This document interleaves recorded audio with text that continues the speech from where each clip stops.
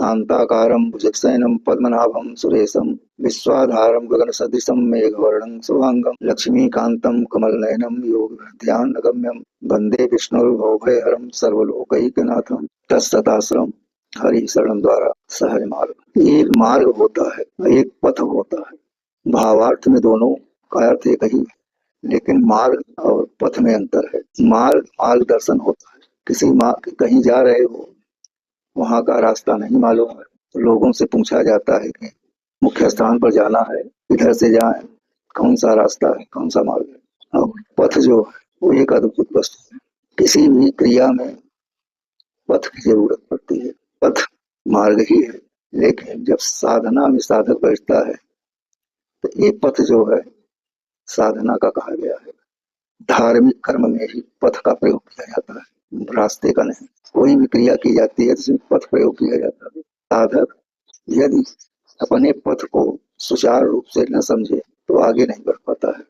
संसार में मार्गदर्शन देने वाले बहुत से आचार्य गुरु, जगत गुरु, महंत बैठे हुए हैं, लेकिन पथ का कोई रास्ता नहीं बताया जाता।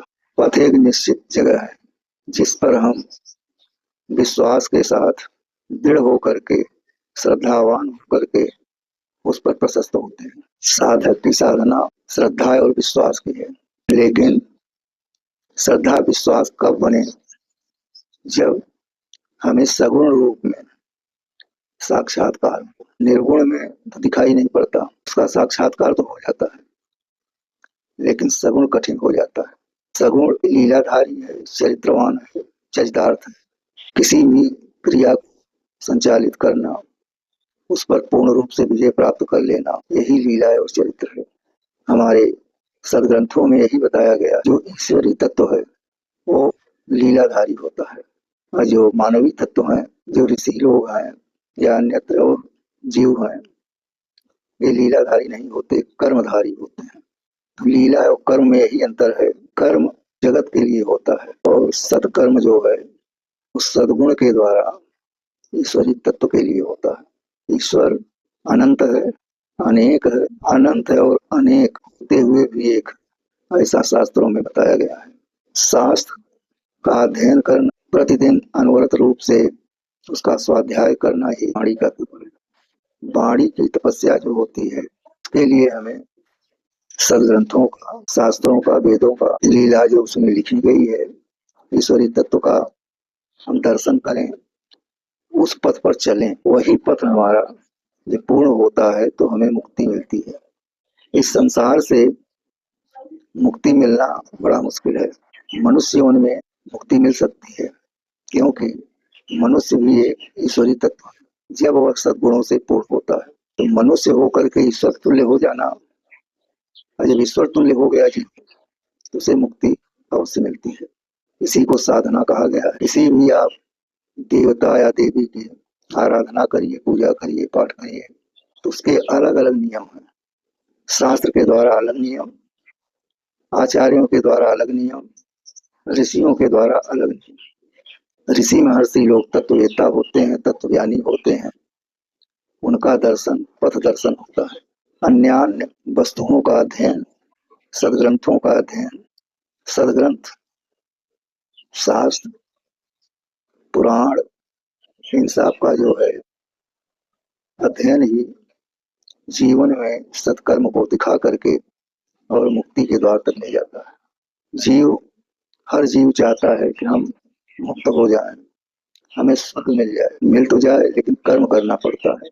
कर्म के लिए हमें जो साधक, जो ऋषि उस विषय में अग्रगणी होंगे, जिन्हें उसका अनुभव होगा, उनका हम मार्गदर्शन करेंगे जब, तब हमारा पथ मजबूत होगा, तब मुझे मुक्ति का द्वार मिलेगा।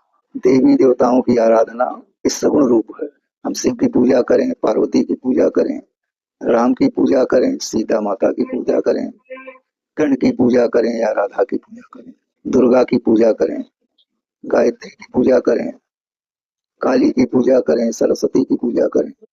37 कोटि देवताओं और देवियों की जो रचना है, सबका अलग अलग एक प्रारूप है। इन प्रारूप को जब तक हम नहीं जान पाते, तो हमें उस विषय में घुसने पर लाभ नहीं हो सकता है। इसलिए कहा गया है, गुरु बिन होय न ज्ञान।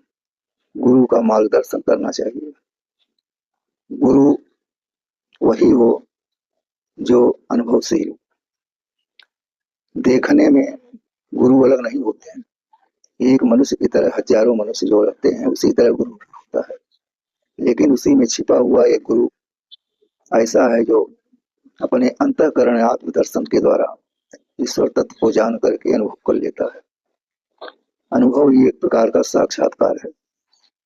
ईश्वर का दर्शन ही ईश्वर का साक्षात्कार है। हर मनुष्य के साथ ईश्वर सदैव 24 घंटे रहता है। तो हम ढूंढने कहाँ जाएं? जब ईश्वर हमारे पास है तो उस ईश्वर की पूजा हम स्वयं अपने ही अंतःकरण में करें। लेकिन भ्रमवश हम अन्यान्य देवी देवताओं के चक्कर में पड़ करके भ्रमित होकर के इस जगत में भ्रमण करते रहते हैं। दिखावा भी होता है, उससे कोई लाभ नहीं मिल पाता। मरने के बाद यदि सदगति न मिली, दुर्गति ही मिली, तो हमें साधना करने से क्या फायदा? साधक की साधना सदगति में हो तो वही साधना सफल मानी जाती है। ईश्वर के गुणों में सर्वश्रेष्ठ गुण और सर्वश्रेष्ठ मान्यता नारायण की है। नारायण हर देवी देवताओं से ऊपर, और यही नारायण नर रूप में आकर के लीला करते हैं, जो राम कृष्ण नरसिंह या देवियों के रूप में आकर के दुर्गा काली बन करके और राक्षसों का दमन करते हैं। तो हमें भ्रमित नहीं होना चाहिए। पूजा पाठ ध्यान किसी का भी करे, लेकिन नारायण की एक माला जाप प्रतिदिन करने से जिस देवी देवता का आप पूजा या ध्यान करेंगे उसमें सफलता प्राप्त होगी। नारायण का सबसे सरल भाव है कि जो श्रद्धा और भाव से 24 घंटे में एक बार भी नाम ले लेता है तो उसका 24 घंटे का जो समय है, काल है, वह सकुशल बीत जाता है। इसलिए हमें नारायण की पूजा ध्यान में लगना चाहिए, जो सर्वश्रेष्ठ सर्व मान्यता के हिसाब से सबसे बड़े हैं। ओम नारायण हरि।